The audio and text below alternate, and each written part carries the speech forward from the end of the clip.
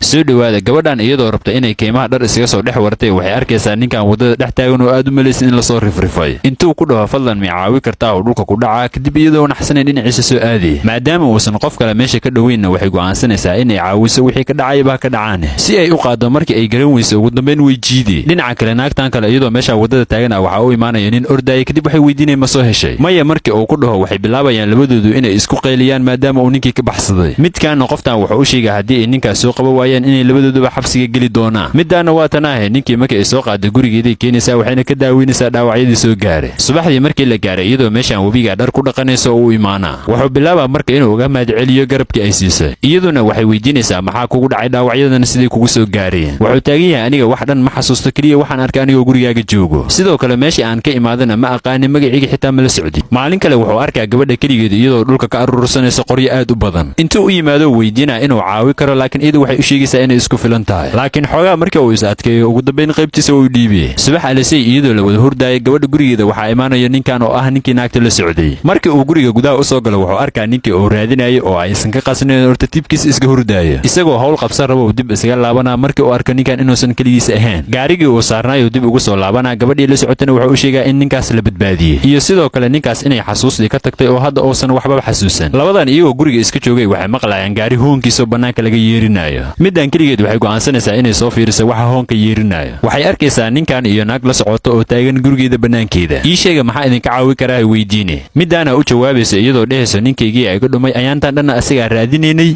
sawirkiisina waa kanaahay haddii aad aragto waa noo sheegi kartaa laakiinse midkan isagoo aan la sheegin isagaa imaanayo lugihiisa isku keenaayo midaanna waa tanaahay intay soo oroday u imaanaysaa waxayna ku dhehaysaa aniga miya xasuusid miya waxaan ahay xaaskaaga dhowaan guursatay booliisku waxay noo sheegeen markii ugu dambaysay inaa gaarigaaga halkaan la maraysay anigana waa kaa soo raadinay marka hadda waa ku helnay dib waxaa ugu soo laabataa aniga iyo familkaaga midkii iyada la socday intuu u yimaado qofkuu yahay weydiina wuxuu ku dhaha aniga saaxiibkaa kuugu dhowaan ahay waxaana ka qayb qaadanaya raadintaada markii ay wataan midaan lacagay waxay u soo bixinaysaa gabadha ninkeeda badbaadisay laakiin iyadu way diidee midkiina sidii ay u soo wadeen gurigiisii inta keenaanay waxay u sheegayaan inuu hadda iska nasto oo ay birri sheekaysa doonaan labadan meel gooniya intay u soo wada baxaan iyo midaan ninka waxay ku dhehaysaa haddii uu ninka igu dhinto lacagtiisu aniga igu soo wareegaysaa labadeennana dhib la'aana isguursanaynaa midkii kale waa kana intoo soo baxo dib wuxuu ugu soo laabanaa guriga gabadhii badbaadisay waxay bilaabaysaa marka inay weydiisay waxa uu meeshaan ka samaynayo wuxuu ku dhaha adiga marar badanaa kaa fikiray dadka kale oo adiga kaa soo harana shisheeye ahaana ila muuqdaan kuwii aan shala raacayana maba xasuusti ka warane waxay ku dhehaysaa waxaan hayaa daawo kal iyo laab ah oo kala kacsan waxaan huba haddii aad cabtid inaad ku fiicnaa doontid isla habeenkiiba waa tana iyadoo siinayso daawadii ay sheegaysay daawadii marka uu cabay habeenkii oo dhan wuu qar waayey subaxdiina wuxuu soo kacay isagoo welwelsan gabadhii wuxuu ku dhahaa xaaskayga iyo saaxiibkay ii dhowaa wax walba oo igu dhacay ugu sameeyeen maxay kugu sameeyeenay weydiine marar badanaa kuwaas iyagoo isla socdo arka wayna igu badbateen oo ku dhahaa anigana waa aqaanaa sababta ay islaan iigu sameeyeen ee adiga mar labaad miyay caawi kartaa intuu soo baxo gurigii imaanaa kadib xaaskiisa ka hor imaanaysa waxayna weydiinaysaa meesha uu ka baxay wuxuu ku dhahaa aniga hadda wax walba waa xasuustaa adiga iyo midka saaxiibkee wax igu samaysayna waa ogaaday markii ay aragto in midkan xasuustiisa ay soo laabatay waxay u wacanaysaa midkii saaxiibkiisa ahaa isagana waa ka dhahay meeshaanuu ka soo baxaa kadib si dhiirane waxay u dhehaysaa sax waaye adiga xusuustaadii way soo laabatay anigana hadda hawshayna dhammaysanaynaa kanna isagoo raba inuu bistooladiisa la soo baxaa meesha waxaa soo gaarayay gabadhii oo boolis la socdaan kadib labadoodii waa kuwaan ahay iyagoo xabsiga loo sii wado muuqaalkan intaasoo ku eka ayaa halkaas soo gaarta leegnoosa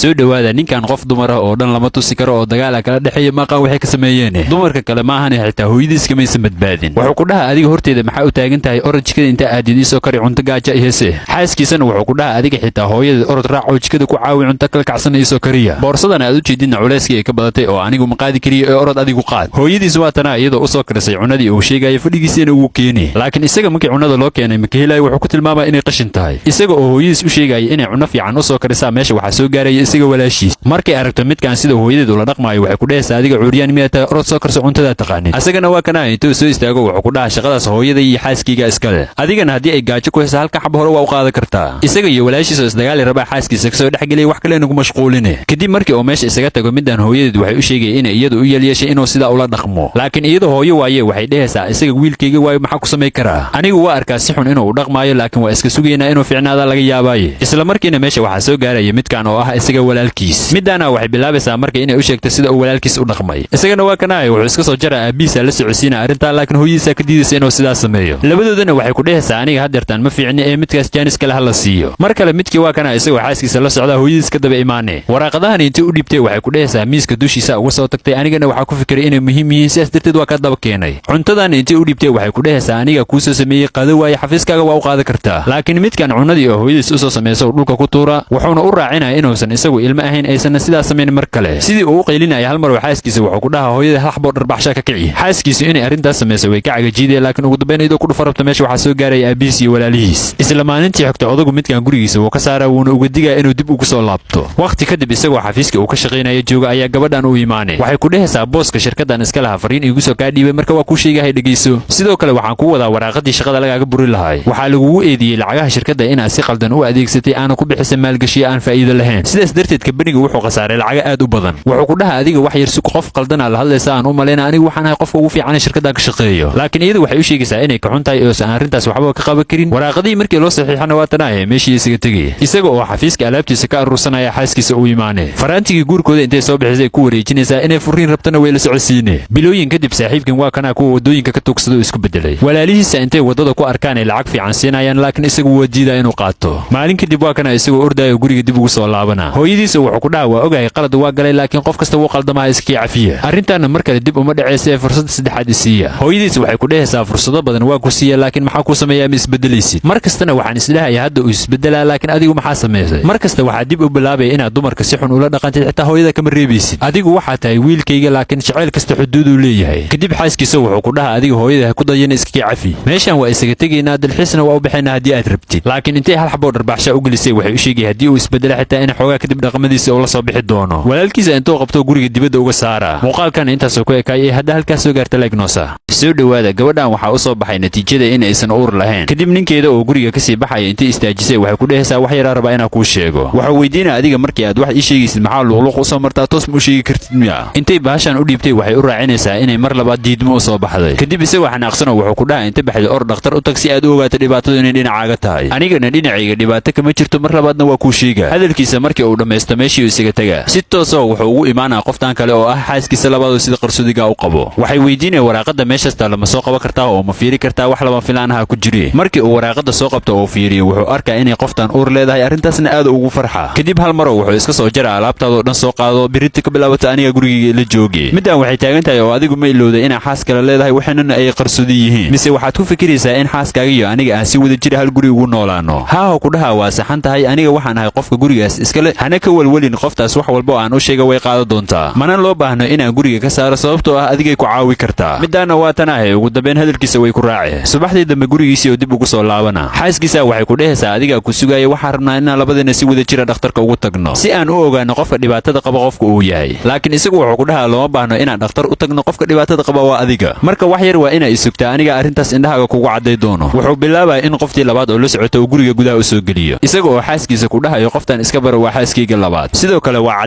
cadeynaysa in aan anigu ahay qofka caafimaadka qabo. Kadib midaan naxdin iyo xanaaqi qeyle isku daraysa iyadoo aamin la xaaska labaad. Midkaana tartiibkiisa ma ka qasna wuxuu taagan yahay adiga isdeji tartiibkaaga haddii aadan isdeji karin fasaxata waa bixi kartaa. Qoftan kale booskaaga bedeli doonto iyadana guriga la wareegi doonto. Bilooyin kadib iyadii waatana waxay isku bedeshay shaqaalaha guriga. Midaana markii ay wax u baahato iyadii u dirsanaysa laakiin kuma aysan faraxsanayn inay sidaas sameeyso. Iyaduna waxay ku caawinaysay inay fadhigeeda ugu keento wixii ay u baahan tahay. Maalin midaan iyadoo banaanka ka timaaday waxay arkaysaa midii uurka lahayd oo taleefanka nin kula hadlayso. Oona dhehayso adiga waa inaan is aragnaa ninkii sidoo ii soo wado waxa uu keenay xaaskiisa gurigeeda. Markii aragtay in hadalkeeda oo dhan la maqlayo way isku naxay. Laakiinse waxay keensanaysaa marmarsi ah inay biisa kaliya dalbanaysay. Iyaduna waxay ku dhehaysaa adiga xitaa biisa ma u baahan tahay ku dalba. Maalin kale midaan intay soo baxday waxay u imaanay dhakhtaradii baaritiinka ku sameeyay. Kadib dhakhtaradu waxay bilaabaysaa inay natiijadii soo qabato iyadoo midaan ku dhaheeda natiijadaada indhahaaga le ku daawo. Markii ay fiirisay waxay arkaysaa inay ilmo dhali karto. Iyadoo oo aamin la hadalkan ay dhakhtaradu u sheegtay meeshii isaga tagay. Dhinaca kale midii uurka lahayd waxay la fadhidaa ninkii ay taleefanka kula hadleeday oo ah ninkeeda saxda. Waxay u sheegaysaa inuu ninkaas daacad yahay oo u maleeyo inuu wiilkan isagu dhalay. Midkan wuxuu taagan yahay intaas ma nagu filna ninkaas waxa ka dalbataa inuu guri ku siiyo iyo inuu gaari ku gado. Midaan dhakhtarka markay ka timaad iyadoo guriga u sii socota waxay arkaysaa labadoodu isla fadhiyo. Midaan oo hadalkeeda sii wadata waxay dhehaysaa ninkaas magaciigu wuxuu ku qoray guriga ka waranaya. Tanna intay go'aan soo qaadatay u imaanaysaa iyadoo ku dhehaysa waa ogaa inay khiyaanoolay tahay mar hore ka shikiyay. Sidoo kale waxaa soo ogaaday in cunugan aad caloosha ku wado uusan ninkaygu dhalin. Midaana waa cadeyn sheegaysa inuu ninkaygu uusan ilmo ilma dhali karin. Intaas kaliya maahane hadeertaan waa baxa isagaana u tagaa wax walbana waa u sheegaa. Laakiin midaan intay celisay waxay ku dhehaysaa adiga maxaa ka qadan oo ninkaas miyaa daacad u sitaa adigoo og wax walba uu kugu sameeyay. Anaga ninkaas waa ku danaysanayna kaliyana waxaa ka rabna lacagtiisa. Marka ninkaas waa inaan si wada jir cashar ugu dhignaa adigana waa inaan ugu raacdaa go'aankeena. Midaan xoogaa weysa adkeynaya laakiin ugu dambeyn way ogolaanay. Bil kadib cunugii wuu dhashay labadiina waa kuwana iyagoo guriga dib ugu soo laabtay. Boorsooyin dhulka yaalo intuu arko xaaskiisa wuxuu ku dhahaa oo kuwan adiga miyaa iskale hadda mi waxaad rabtaa inaad baxdo. Laakiin iyadu waxay ku dhehaysaa qofka baxaya aniga maaha taas bedelkeeda waa adiga. Mar labaad wuxuu u sheegay inay gurigan ku noolaanayaan isaga iyo xaaskiisa iyo cunugooda. Laakiin midkii kale intuu soo baxo wuxuu dhahaa cunuga ka sheekeynaysa maxaa waaye aniga iska kay bara waxaan ahay aabihiisa saxda. Midana waxay ku wareejinaysaa waraaqadii sheegaysa inay ilmo dhali karto taas bedelkeeda uu isagu xanuunsan yahay. Muuqaalkan intaas ku ekaayay halkaas u garta leegnosa.